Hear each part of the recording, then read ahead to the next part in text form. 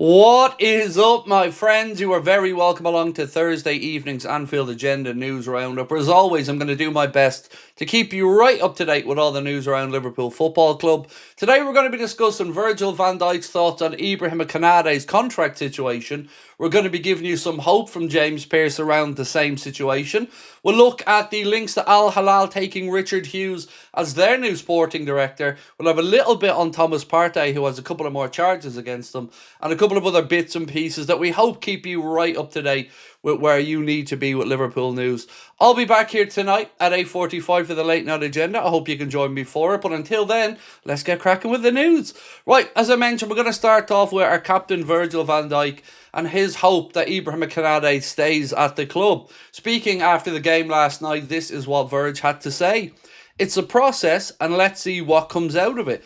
Obviously, I want him to stay. He's an important figure on the pitch. That's what everybody sees off the pitch as well. He's one of the leaders. He's outstanding and, in my eyes, a world-class centre-back. I can only do so much, but it's in the club's hands, together with his agents and himself. So let's see what comes out of it, but I have no influence on that. It's not my decision to leave the contract that late, but it is what it is. There is always hope for Konate staying. So Virgil touching on there again, saying it was not my decision to leave my contract that late. Why are the club leaving it so late then? Because the way Virgil worded that, he wanted to sort it out earlier, but the club were happy to let it go a bit later. We see the similar situation with the Mohamed Salah contract, and we have other players like Andy Robertson this season. So why are the club leaving it so late to get into these contract negotiations, or to really sit down meaningfully and try to find a way through? Again, it's certainly putting stress on me as a fan, and I'm sure for you guys as well, but ultimately we want the contracts to be signed, we want the guys to stay. But yeah, the fact of Virgil saying there, the club left his so late and it wasn't his choice. So James Pearce, also on the Ibrahima Konate contract situation, has had this to say.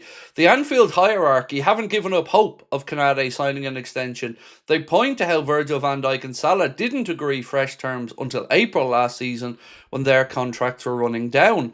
And again, if Ibu ends up signing, happy days, but it is a stressful time as you're looking around thinking, well, what is the future at Liverpool's centre-back position? We know we've got one more year of Virgil before his contract is up.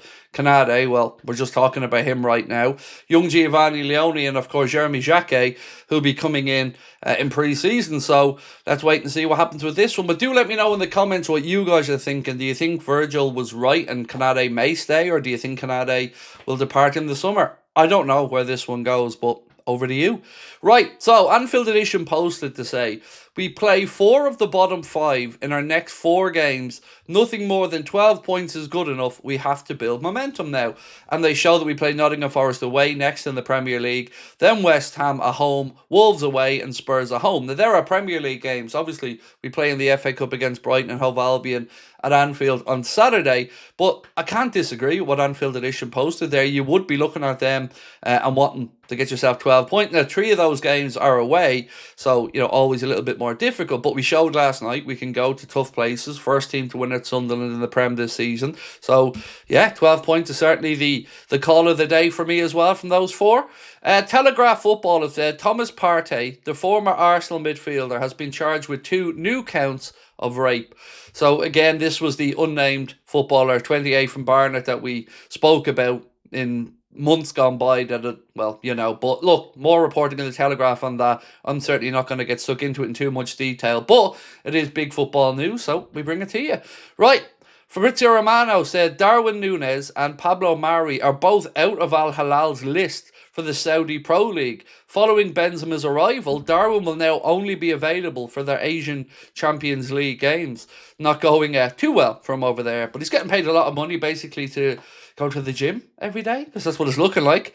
So, this piece here, Mohamed Salah, 26 matches played, 6 goals scored, 7 assists provided. Do you think that is a good return for Mo? Because a gentleman on Twitter said he set the bar so high that these look terrible by comparison, but he scored 1 less goal than Grealish last season at Aston Villa before Manchester City shelled out 100 million on him. That was from a gentleman called Carson at WC_LFC_Torres. Now, good point. But again, Mo has set that bar so high, so it does feel like, well, a season that we could be getting a bit better from him in, but it's an interesting one. I want to know your thoughts on it. Now, the biggest news of the day, ladies and gentlemen, is the one that I've left to the last part of the video. And this comes from a large account from Saudi Arabia. It's at Act2SPL, and they say, urgent, Richard Hughes of Liverpool is on the verge of becoming the new sporting director of Al Hilal. Now, I don't know if there's any truth to this or not. It's certainly not something I'm aware of. It's not the first time we've seen Richard Hughes or the Calculator Kid both linked with moves over to the Saudi Pro League.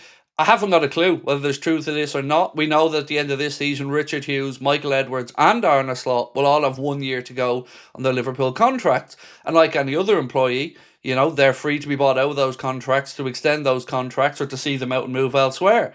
Now, I don't really know what to say here because we haven't had too long with Richard Hughes to really form an informed decision. What we do know is he brought in some very good players this summer, was able to get those deals over the line. You don't need me to run through the numbers for you, you know them yourself. But what we also have seen is that there wasn't enough surgery done on the squad this summer, and that we still are a little bit light squad depth wise and numbers white as well, numbers light in certain positions. So yeah, I'm kind of a bit nonplussed on it because I don't know if it's a story or it isn't a story, but if there is something to it, I certainly expect to hear more on it, and I'll be looking into it as best as I can to find out if there is any truth to it. But it's a pretty big claim to make from, I believe, one of the bigger accounts covering Saudi Pro League football, so certainly a big claim. I'm sure if there's any credibility to it, we'll hear more on it from, you know, Liverpool-based journalists over the next while. But for me, I just want to know how you guys would feel about it. Right now, I think it's fair to say Liverpool fans are on the fence about a lot of things at our club. Arne Slot's future and his situation.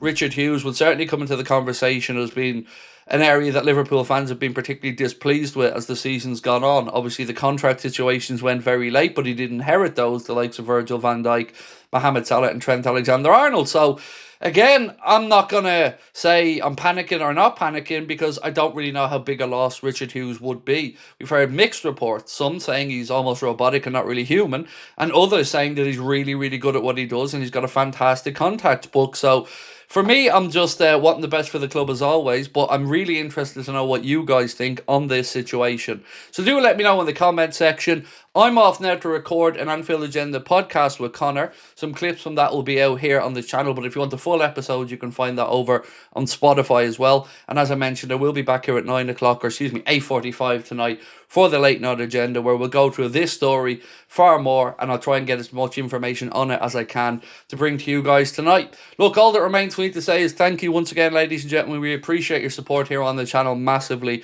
As you can see, we're continuing to go from strength to strength, but we can only do it with you on this journey with us. So thank you so much for your support, and I'll see you back here tonight at 8:45 for the Late Night Agenda. Much love, my friends. Bye-bye.